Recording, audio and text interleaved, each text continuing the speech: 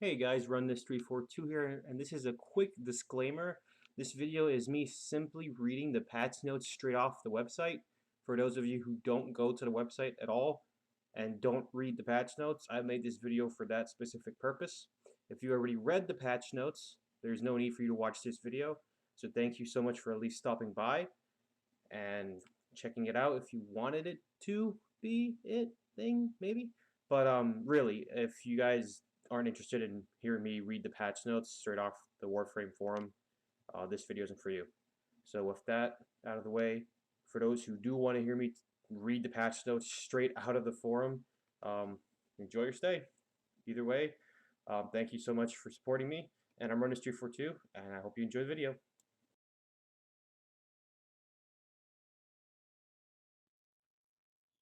Hey everybody, Run This 342 here, bringing you some Warframe gameplay. And today I'm going to try something different. Today I'm going to explain to you about the latest patch that happened for the PC on Warframe. This is patch 18.10.0, and it is called Operation Warframe. So let's get down to the patch notes here while you watch some gameplay. So far they added the following. They added a UI message letting players know that they have hit their daily limit for Cephalon Samaris' standing limit. They added a corrupted orc in Grenier and Corpus, and they also have new voices and commands. You can now claim all extractors at once when they are ready. And lastly, the hieroglyphics that Burrow mentions in the Sands of Inaros quest has been added. Those are the things that they added, as well as the Twin Tomahawk weapon, as well as the latest event, which is Operation Rafoom, which I'll mention in a different video. They added a PBR conversion, which is for Nyx Prime, Ember Prime, Rhino Prime, and Excalibur Prime. And lastly, added the Rafoom Noggle Collection, which is a collection of Noggle statues representing the executioners of Rafoom. Now then, let's talk about the changes, which seems to be a pet-related change mostly. It says here they improved the Wyrems crowd dispersion mission. Oh, they improved the crowd dispersion for the Wyrems that and missing enemies that you were very close to. So when it uses his basic ability, which is crowd dispersion, which stuns enemies and knocks them down. Now they fix it so that the fact that some enemies that are near you are not affected, but now they are. It's strange. I thought that was determined by power strength or something, but I don't really pay attention to my pet that much because the only thing I would like to use as a pet is Sentinel would be the shade to go invisible. That's about everything else. Is just because it looks cool. That's my just personal opinion. Next here is the Wyrems crowd dispersion range has been rescaled as you upgrade it. Previously the range was maxed out at 10 meters at rank 3. Now it scales from 6 to 6.8, 7.6, 8.4, 9.2, and finally 10. So at max, it's still 10. It says here also that they tweaked the worm's crowd dispersion physics to make the knockback look more realistic, which is okay. So the crowd dispersion for the Wyrm, and I'm going to assume the Wyrm Prime as well, has been edited. That's okay. Next here, they improved the FX and performance of Thunderbolt, and they also reduced the FX of Thunderbolt mod while you're using the Mirage clones. If you have a Mirage and you did your clones, which is your Hall of Mirrors, and you use a weapon that has explosions, you probably know how much it drops your frames. So this little change is supposed to fix that. I'll test it out. Next one here is they removed an exterior tileset survival mission from alerts. These were intended to be replaced by excavation missions since they were always located in an exterior tile set, which makes sense. How can you be dying out of oxygen in an exterior area? You're outside in the open.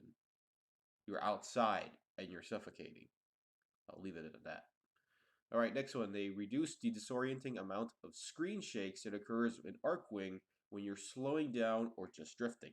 I don't do Arcwing that much, so I have never witnessed that. But it happened, so it was fixed. Alright. This is an interesting one now, and this is regarding AFK players. It says here that credit pickups will no longer be shared to dead or AFK players in a mission, as well as chaotics will no longer be rewarded to AFK players in excavation missions. That's really good, since I had a few encounters with fake AFK players. Didn't like it. There was nothing I could do. They were just extra baggage. And ever since that, I sometimes don't even play it on public anymore, either by myself or with friends. Mostly with friends. So thank you for that. Hopefully it makes people not AFK in missions that much anymore. Who knows? All right, here's some more Sentinel action here.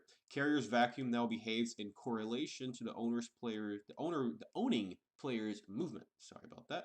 It will not continuously vacuum the same spot for too long. Your movement will trigger vacuumed. So if you're close to something, vacuum will trigger and get the item. It will not continue to keep using vacuum if it cannot suck in the item. Vacuum, if you don't know, is a Sentinel ability for the carrier that pretty much it picks up items for you if you're close to it. It's what Kubros do now as well. So the carrier came first. Okay, here's they also removed the beacons from the drop table for prosecutors, so because they're not useful anymore, and I never really used it for like years, well months, long time. I haven't dealt with prosecutors in a long time. And now here the last change was players can now open the pause menu to abort, etc. while in spectator mode or pre-def. So now you can leave instead of watching your players or allies do what they do. All right. Fixes. Let's go to the fixes. There's a lot of fixes, and then we'll end the video. They fixed Cephalon Samara's standing daily limit not being properly tracked during missions. They fixed Cephalon Samara's standing not showing up in view mission progress screen like the rest of the syndicate during the mission. They fixed the issue with clumped spawning of Orcan defense modes. In Orcan defense mode, enemies now spawn more equally distributed instead of skewed up clumps. What that means is you kill a bunch of enemies and then you have to go to a certain area and they spawn again.